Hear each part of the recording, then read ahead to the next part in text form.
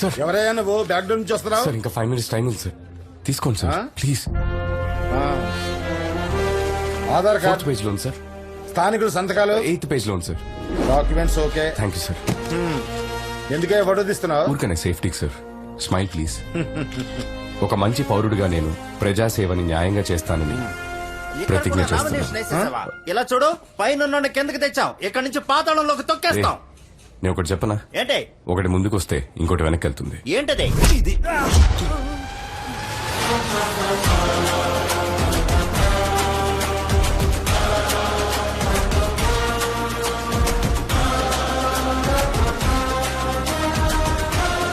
అన్నా, వాడు ఎక్కడ కూడా నామినేషన్ వేసేసాడు. రేయ్, పబ్లిక్ ముందు వాడిని ఏం చేయకండి, సైలెంట్ గా ఉండండి, తర్వాత చూసుకుందాం.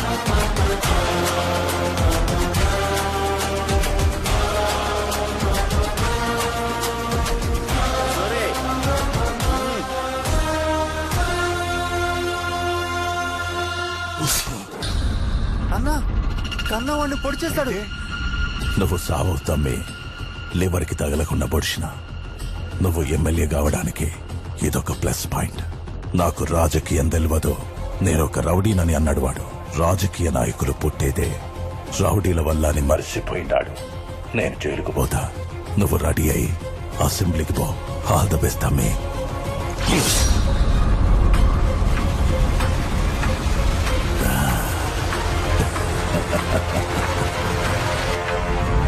ట్యూషన్ మాస్టర్ ని పొడిచారంట. ట్యూషన్ మాస్టర్ ని పొడి చేశారంట. మరే ట్యూషన్ మాస్టర్ ని కత్తితో పొడిచేసారంట.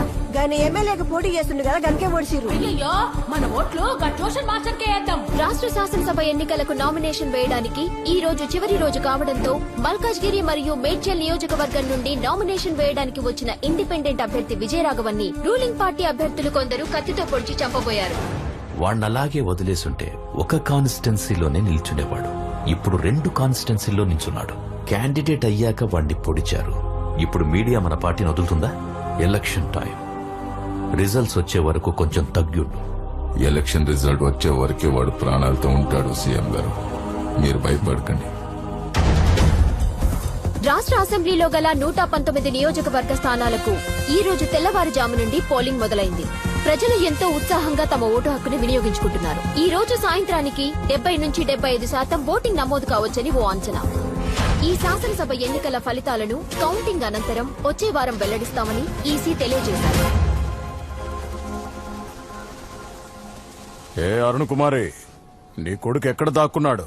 మీ ఇద్దరిని లేపేయమని ఆర్డర్. వేరే వాళ్ళకి అప్పు చెప్తే సగంలో వదిలేస్తారని నేనే వచ్చా.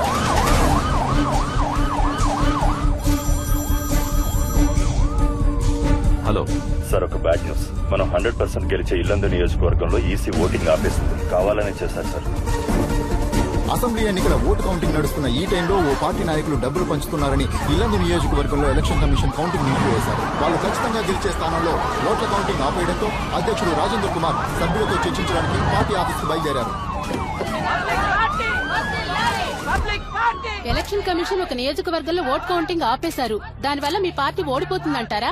ఇది అపోజిషన్ పార్టీ సెంట్రల్ గవర్నమెంట్ చేసిన కుట్ర. ఈసారి కూడా మేమే గెలవబోతున్నాం. ప్రభుత్వాన్ని మళ్లీ మేమే ఏర్పాటు చేస్తాం.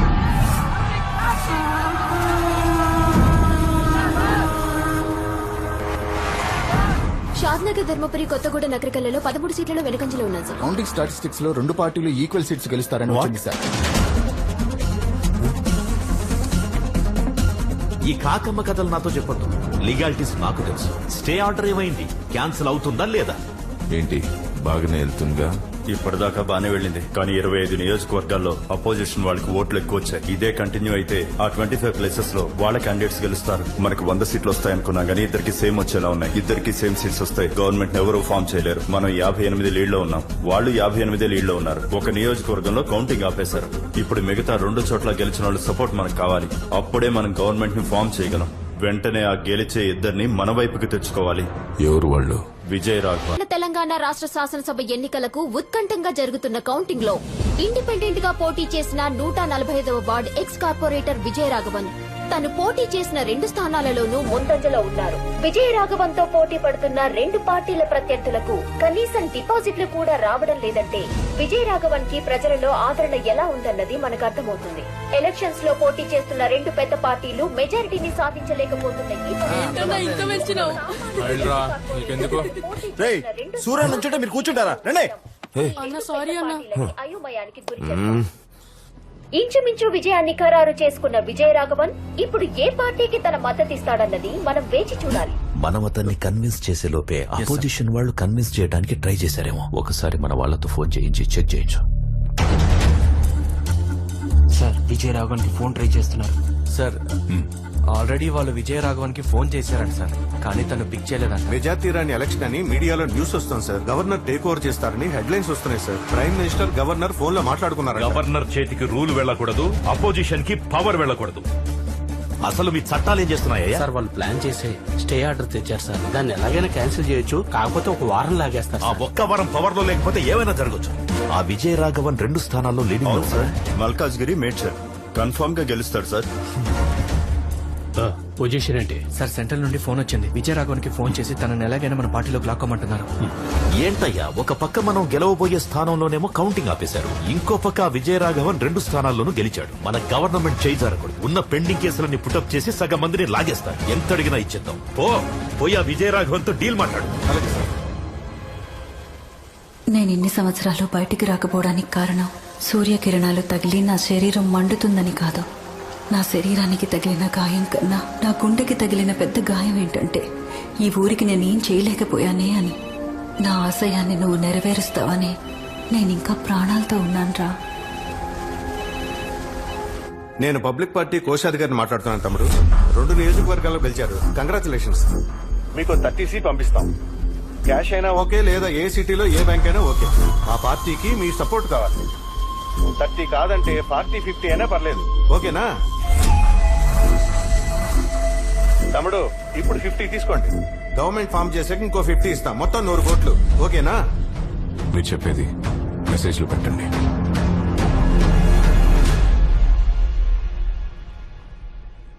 ఫార్మల్ గా మెసేజ్ పెట్టమంటున్నాడు సీఎం గారు.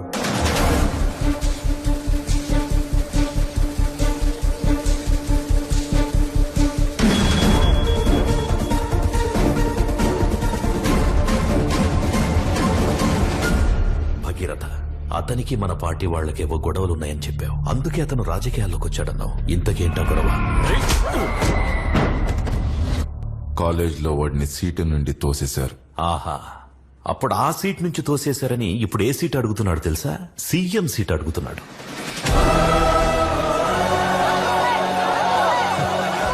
ఎవరిలో చేయడం ఏంటయ్యా? మీరేనయ్యా మా సీఎం. పొజిషన్ లో గెలిచిన వాళ్ళలో 5 లేపేమంటారా?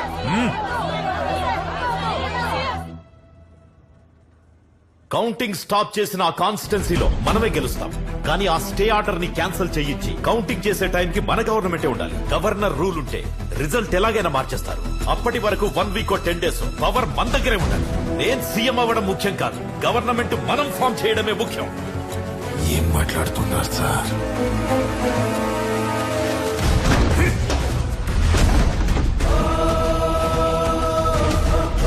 ఆపోజిట్ వల్ల అతనికి సీఎం పోస్ట్ చేస్తున్నారట. వాళ్ళిచ్చే సీఎం పోస్ట్ ఏదో మనం ఇస్తాం కదా. లేదు సార్, అతను వద్దంటున్నాడు. ఆ పార్టీ వాళ్ళే అతనికి టార్గెట్.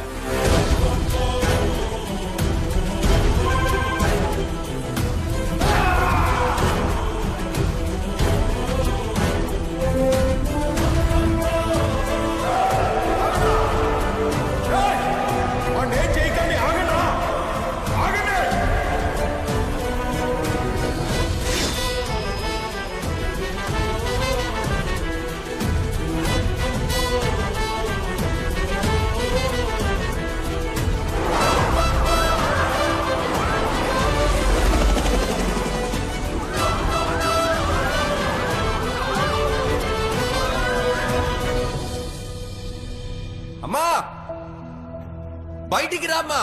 ఒరే రాఘవ, అమ్మ కోసం ఒక పని చేస్తావా? ఏంటమ్మా? నువ్వు కలెక్టర్ అవ్వాలి. దానికేటమ్మా, తప్పకుండా అయిపోతాను.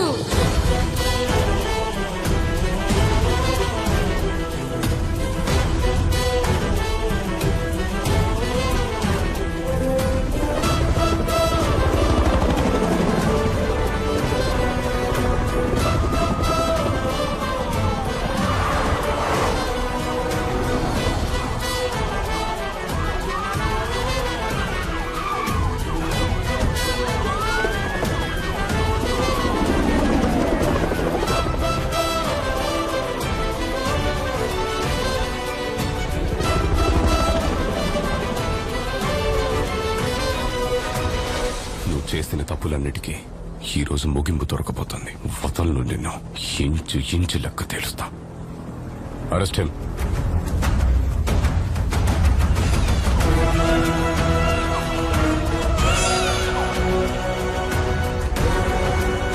అతనికి ఏ అథారిటీ ఇవ్వం.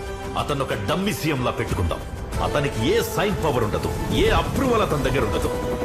మంచి ఆకలి మీదున్న సింహాల మధ్య చిక్కుకున్న జింకలా ఉండాలి వాడు. వాడి అవసరం తీరిపోగానే నువ్వు వాడిని ఏమైనా చేసుకో. వాళ్ళ అమ్మ కూడా ఒకప్పుడు మన పార్టీ అంటగా. ఏదో ఇండిపెండెంట్ గా గెలిచాడని చెప్పకుండా అమ్మ కొడుకులిద్దరూ మా పార్టీయే రెబల్స్ గా గెలిచి తిరిగి వచ్చారని న్యూస్ ఇవ్వండి.